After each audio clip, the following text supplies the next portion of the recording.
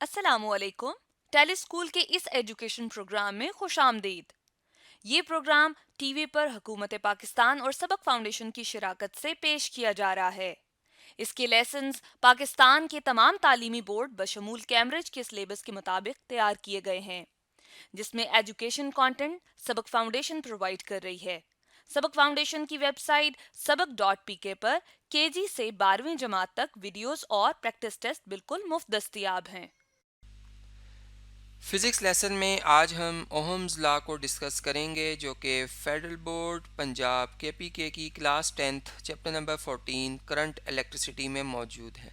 और यही जो टॉपिक है ये सिंध, बलूचिस्तान और कैम्ब्रिज की क्लास 10th में भी मौजूद है।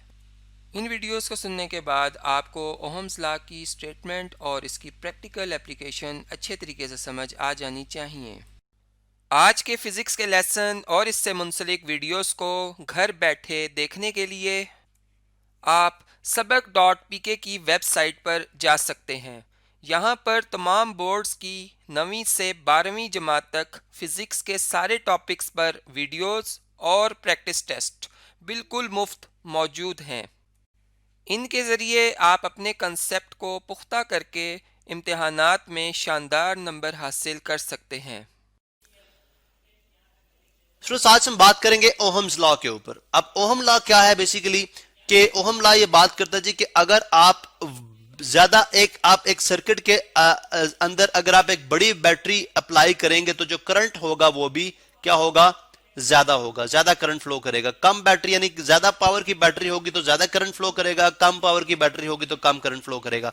अब ये कैसे है, यानी ओहम बेसिकली 1826 के अंदर उन्होंने ये बात नोट की थी, यानी 18 सेंचुरी से पहले या 18 सेंचुरी के स्टार्ट में ही आपकी जो बैटरी जो है वो डिस्कवर हुई थी। और जो जॉर्ज साइमन ओहम था बेसिकली एक स्कूल टीचर था जो कि पहले स्टैटिक चार्जेस के ऊपर एक्सपेरिमेंट हुआ करते थे, लेकिन जब बैटरी 1800 में बैटरी डिस्कवर हुई, ठीक है, यानी सेल डिस्कवर हुआ, तो उसके बाद जो है हमारे पास यानी जो फिजिक्स थे उन्होंने इलेक्ट्रिसिटी के ऊपर यानी मूविंग चार्जेस के ऊपर एक्सपेरिमेंट जब परफॉर्म करने शुरू किए तो ओहम ने ये बात वहां से ऑब्जर्व की कि वोल्टेज जो है वो प्रोपोर्शनल होता है करंट के। ठीक है, अब ये कैसे है, यानी अगर आप दो सर्किट डिजाइन करते हैं, फॉर एग्जांपल ये एक बैटरी आपने कनेक्ट की है, ठीक है, और एक बैटरी आपने यहां पे कनेक्ट की है, ठीक है, यहां पे कनेक्ट की है, लेकिन ये जो बैटरी है लेट्स सपोज ये है लेट्स से 3 वोल्ट की बैटरी है और ये जो है 1.5 वोल्ट की बैटरी, यानी ईएमएफ की बात की जाती है। बैटरी का बेसिकली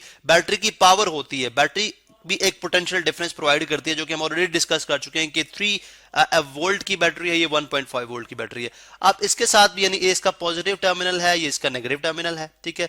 इसके साथ हमने क्या कनेक्ट किया, एक हमने गैल्वेनोमीटर अटैच कर दिया, अब बल्कि एमीटर अटैच करें ताकि ये करंट को मेजर करे, ठीक है, ताकि ये करंट को मेजर करे, ठीक है। एमीटर यहां पे अटैच कर दिया। इसी तरह से एक इसके साथ हमने बल्ब कनेक्ट कर दिया, ठीक है।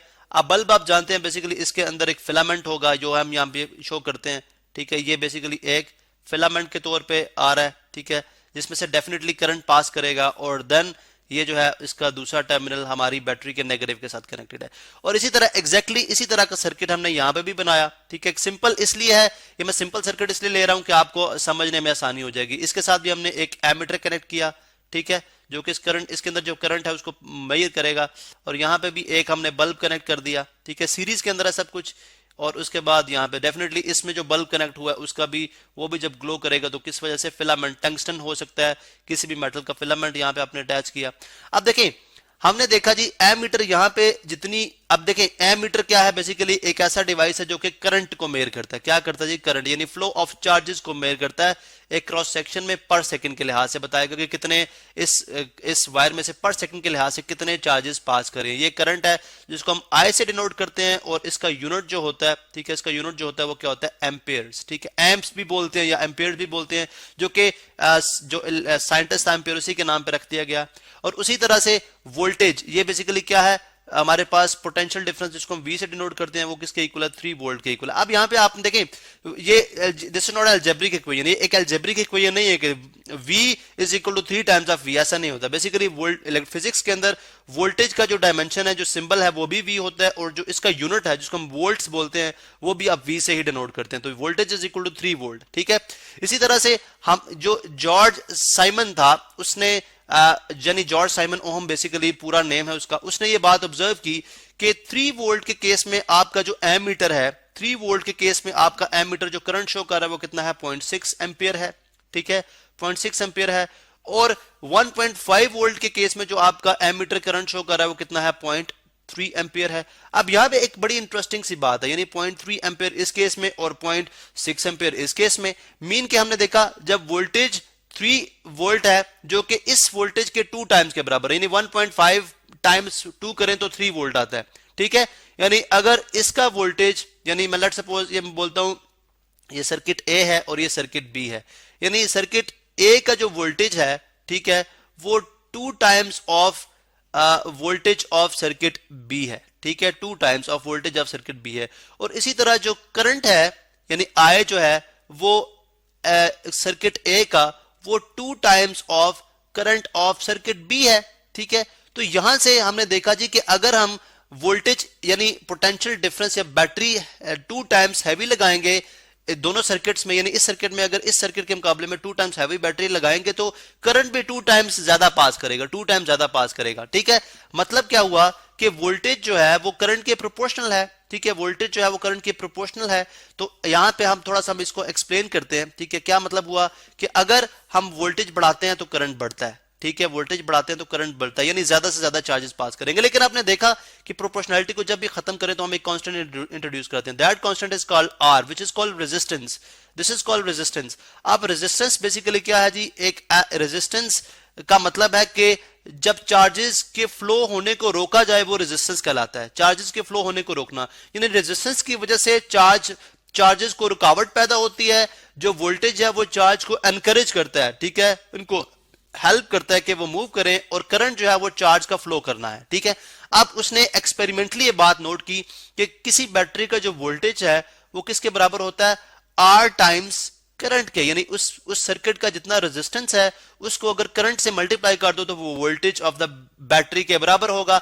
अब हमने देखा जी कि आर बेसिकली हमने बोला कांस्टेंट है। कैसे कांस्टेंट है, अगर मैं यहां से आर को अलग करता हूं तो आर मेरे पास किसके इक्वल आ जाता है, वोल्टेज ओवर करंट के बराबर आ जाता है, वोल्टेज ओवर करंट के बराबर आ जाता है। अब वोल्टेज दोनों सर्किट में फाइंड आउट करें, यहां पे आर यानी R A is equal, R तो बेसिकली कांस्टेंट है, आर तो कांस्टेंट है तो ये आ जाएगा वी ए यानी वोल्टेज ए सर्किट के अंदर, ठीक है, और करंट ए सर्किट के अंदर डिवाइडेड बाय, और यहां पे देखें आर यानी रेजिस्टेंस यहां पे किसके इक्वल आ जाएगा, वोल्टेज बी सर्किट के अंदर और करंट ए सर्किट के अंदर, ठीक है। इस रिलेशन के मुताबिक वोल्टेज ए करंट के अंदर कितना है, 3 वोल्ट है, तो आप देखें 3 वोल्ट डिवाइडेड बाय, आप देखें कितना है करंट, कितना है 0.6।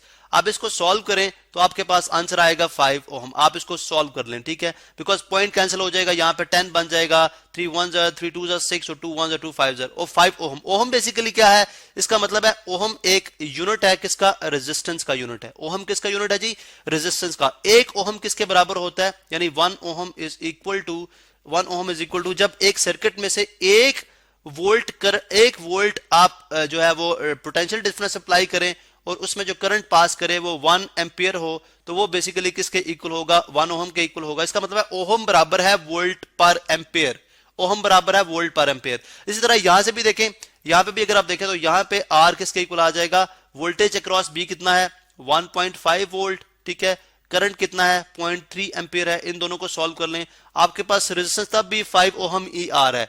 ओम बेसिकली ग्रीक लेटर है जो है ओमेगा, ठीक है, last letter I think Greek का, तो ये इस रेजिस्टेंस के यूनिट के लिए हम इसका सिंबल यूज करते हैं 5 ओम। अब यहां पे बड़ी इंटरेस्टिंग बात है, ठीक है, कि रेजिस्टेंस हमने बोला था आर कांस्टेंट है, तो आप देख लें यहां पे भी, इसमें भी आर 5 ओम है, इसमें भी आर 5 ओम है, ठीक है। तो इस वजह से ये बेसिकली ओम लॉ है जो कि ओम ने ऑब्जर्व किया था और हमें बता दिया कि जब भी आप अब रेजिस्टेंस देखें, रेजिस्टेंस इस वायर का रेजिस्टेंस हो सकता है। रेजिस्टेंस बेसिकली है क्या, थोड़ा सा इस पे भी बात करते हैं, जो कि डिटेल में हम स्टडी करेंगे। अब देखें, एक कंडक्टर हम बात करते हैं जी, कंडक्टर में जो फ्री इलेक्ट्रॉन्स होते हैं, क्यों जब आप इसको हीट अप करते हैं तो एटम्स के जो वैलेंस इलेक्ट्रॉन होते हैं वो इसमें से निकल जाते हैं और इस कंडक्टर के अंदर ही मूव करना शुरू कर देते हैं, जो कि हम डिटेल में बात कर चुके हैं। अब जब इलेक्ट्रॉन मूव करेंगे तो डेफिनेटली अगर आप इसको एक पाथ प्रोवाइड करोगे बैटरी के थ्रू पॉजिटिव एंड नेगेटिव से, तो कन्वेंशनली हम बात करते हैं पॉजिटिव चार्ज मूव करते हैं पॉजिटिव टू नेगेटिव, लेकिन एक्चुअली आपके इलेक्ट्रॉन मूव करते हैं। ठीक है, इलेक्ट्रॉन जब मूव करेंगे तो डेफिनेटली एटम से टकराएंगे, एटम से टकराने पे रगड़ पैदा होगी, रेजिस्टेंस पैदा होगी। अब जब रेजिस्टेंस पैदा होगी तो हीट पैदा होगी, तो अब एक इलेक्ट्रॉन जो है वो अपनी एनर्जी को, पोटेंशियल एनर्जी को लूज करेगा। इसी वजह से पोटेंशियल, जब आप देखें आपका एक पॉजिटिव चार्ज का पोटेंशियल जो यहां पे होगा, शॉर्ट फॉर्म में लिख रहा हूं, पॉजिटिव चार्ज का जो पोटेंशियल यहां पे होगा वो जब इस बल्ब में से पास करेगा तो इसके फिलामेंट में से पास करेगा, तो यहां पे रेजिस्टेंस पैदा होगी, जिससे आपका बल्ब क्या करेगा, ग्लो करेगा। बल्ब क्या करेगा, ग्लो करेगा।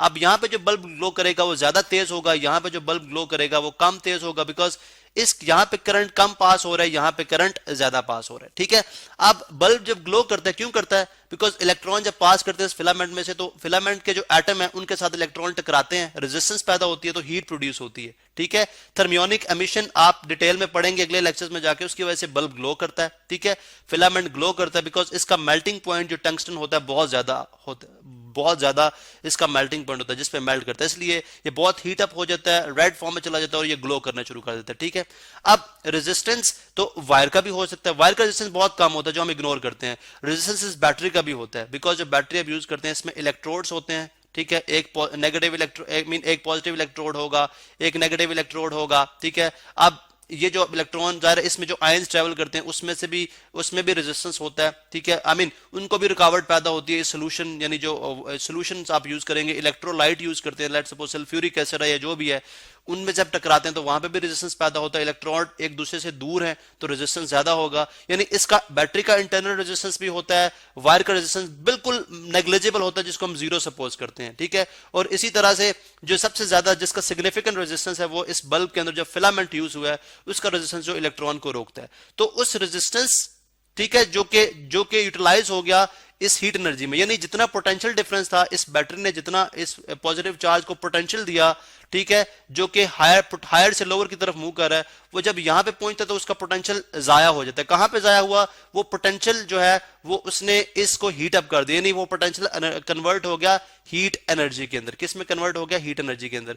अब अगर इसमें से जितना करंट फ्लो करता है उसको इसके रेजिस्टेंस से मल्टीप्लाई कर लो और आप वोल्टेज देख लो, तो वो दोनों क्या होंगे, बराबर होंगे। यही बेसिकली ओहम ने ऑब्जर्व किया था।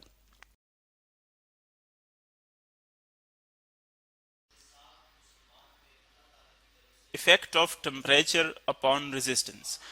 अब देखिए स्टूडेंट्स, इलेक्ट्रिक करंट जिस तरह हम बात की थी, इलेक्ट्रिक करंट, जब इलेक्ट्रिक करंट किसी वायर से, किसी मेटालिक कंडक्टर से पास होता है तो उसके लिए एक रुकावट होती है एटम्स की वजह से, उस रुकावट को हम क्या कहते हैं, रेजिस्टेंस कहते हैं। बिल्कुल इसी तरह के फॉर एग्जांपल देखिए, ये एक इलेक्ट्रॉन है, ये फॉर एग्जांपल यू मूवमेंट करता है, इसके रास्ते में अगर कोई दूसरा एटम पड़ा है, यहाँ पर दूसरा एटम यहाँ पर है, तीसरा यहाँ पर है, इस तरह, तो जब ये इनके साथ टकरा जाता है तो इसका जो मोशन है वो क्या हो जाता है, वो डिस्टर्ब हो जाता है। तो इस डिस्टर्बेंस को, इस रुकावट को हम क्या कहते हैं, इसको हम कहते हैं रेजिस्टेंस। अब हम देखते हैं कि जो मेटल्स हैं उनमें जब करंट पास होती है तो उसका रेजिस्टेंस टेम्परेचर की वजह से किस तरह अफेक्ट होता है। फॉर एग्जांपल फर्स्ट हम ड्रा करते हैं इसका मेटालिक स्ट्रक्चर के, जो हमारे पास मेटल्स होते हैं उनमें एटम्स किस तरह अरेंज होते हैं, फिर उनका जो टेम्परेचर बढ़ता है तो उसका क्या इफेक्ट होता है।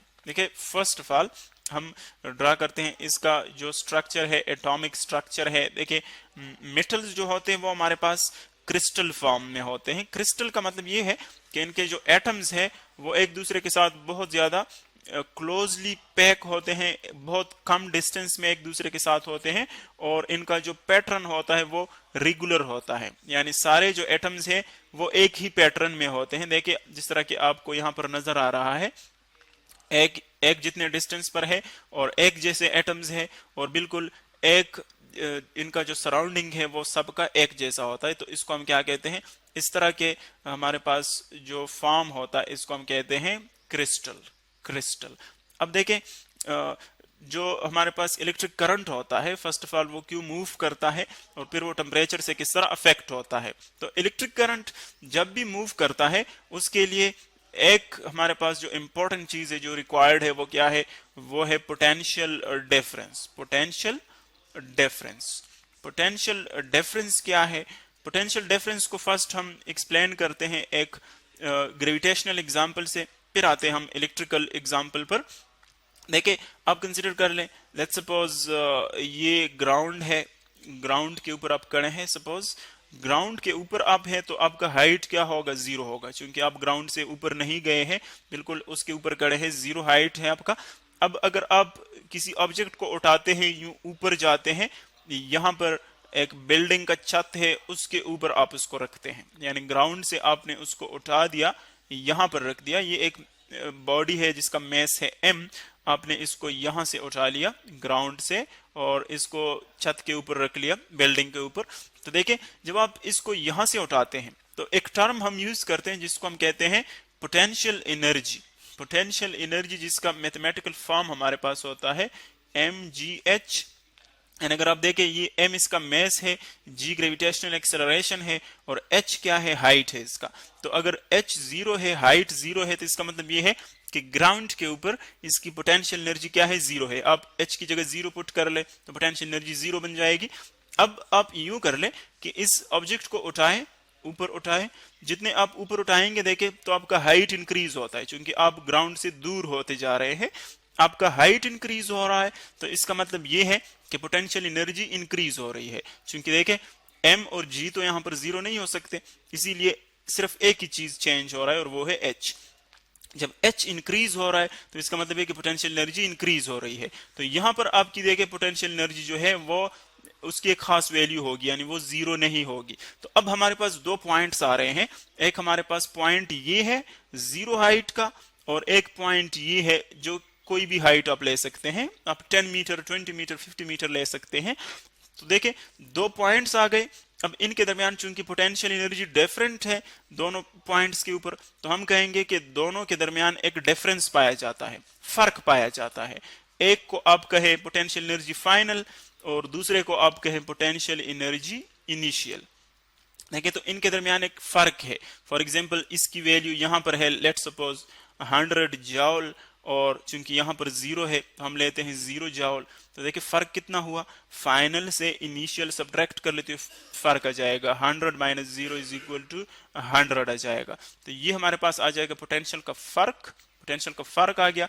अब आप इस ऑब्जेक्ट को यहां से रिलीज कर लें, इस हाइट से इसको रिलीज कर लें, तो देखिए जब आप इसको रिलीज करेंगे तो ये नीचे जाएगा। इसका मतलब ये है कि ये हमेशा कम पोटेंशियल की तरफ जाता है, ऑब्जेक्ट मूव करता है। तो बिल्कुल इसी तरह इस एग्जांपल की तरह अब आ जाए इलेक्ट्रिकल एग्जांपल पर, कि जिस तरह फॉर एग्जांपल हम इस कंडक्टर को, इस मेटल को हम कनेक्ट कर लेते हैं दो टर्मिनल्स के साथ, एक है पॉजिटिव टर्मिनल और एक है हमारे पास नेगेटिव टर्मिनल। तो दो हमारे पास टर्मिनल आ गए। जब आप इसको कनेक्ट कर लेते हैं, क्योंकि मेटल्स में जो हमारे पास एटम्स होते हैं उनके आउटर मोस्ट इलेक्ट्रॉन्स बहुत ज्यादा लूजली बाउंड होते हैं। आउटर मोस्ट इलेक्ट्रॉन यानी जो इलेक्ट्रॉन्स लास्ट शेल में होते हैं वो उनकी एनर्जी बहुत ज्यादा कम होती है, बाइंडिंग एनर्जी, तो इजीली जो है बाहर चले जाते हैं, लूज हो जाते हैं। तो हम कहते हैं कि वो क्या करते हैं, वो इस मेटल में फ्रीली मोशन करते हैं, रैंडम मोशन करते हैं, यूं यानी एटम से बाहर चले जाते हैं। जब एटम से बाहर चले जाते हैं तो एटम से आयन्स बन जाते हैं, क्योंकि उसमें इलेक्ट्रॉन्स की कमी आ गई, और जो इलेक्ट्रॉन्स है वो बिल्कुल गैस की तरह रैंडम मोशन करते हैं। जिस तरह गैस के मॉलिक्यूल्स होते हैं वो रैंडम मोशन करते हैं, बिल्कुल इसी तरह इसके जो इलेक्ट्रॉन्स है वो भी रैंडम मोशन करते हैं। और इन इलेक्ट्रॉनों को कलेक्टिवली हम क्या कहते हैं, इलेक्ट्रॉन क्लाउड इसको कहा जाता है, इलेक्ट्रॉन क्लाउड। चूंकि ये रैंडम मोशन करते हैं इसलिए इसको हम इलेक्ट्रॉन गैस भी कहते हैं, चूंकि बिल्कुल गैस की तरह रैंडम मोशन होती है इसकी। तो अब देखें, जब ये इलेक्ट्रॉन मूव करता है तो हम जानते हैं कि जो एटम, जो आयन्स है, जो सॉलिड के आयन्स है, वो भी अपनी थर्मल एनर्जी की वजह से यानी हीट की वजह से, जो इनकी थर्मल एनर्जी है उनकी वजह से वाइब्रेशन करते हैं। जब वाइब्रेशन करते हैं तो ये इलेक्ट्रॉनों की जो मोशन है उसके उसके सामने रुकावट बन जाते हैं, यानी एक इलेक्ट्रॉन मूव करता है और उसके सामने एक आयन है वो वाइब्रेट करता है इस तरह, तो इलेक्ट्रॉन उसके साथ टकरा जाता है और इसी तरह उसकी जो मोशन है वो डिस्टर्ब हो जाती है, यानी उसके लिए क्या करते हैं, रुकावट प्रोड्यूस करते हैं। उस रुकावट को हम क्या कहते हैं, उसको हम कहते हैं रेजिस्टेंस। अब जब हम टेम्परेचर बढ़ाते हैं तो देखिए टेम्परेचर बढ़ाने से क्या होता है, थर्मल एनर्जी बढ़ती है। जब थर्मल एनर्जी बढ़ती है तो इसका मतलब ये है कि उसकी काइनेटिक एनर्जी बढ़ेगी, क्योंकि जितना ज्यादा हीट आप उसको देंगे उतना वो ज्यादा तेजी के साथ वाइब्रेशन करेगा। जितना तेजी के साथ वाइब्रेशन करेगा तो इसका मतलब ये है कि उतना इलेक्ट्रॉनों और एटम्स का जो टकराव है वो ज्यादा होगा। जितना वो ज्यादा एक दूसरे के साथ टकराएंगे तो इसका मतलब ये है कि उतना ज्यादा रुकावट होगा। यानी मतलब ये हुआ कि टेम्परेचर अगर बढ़ेगा तो उसके साथ क्या बढ़ेगा, रेजिस्टेंस बढ़ेगा।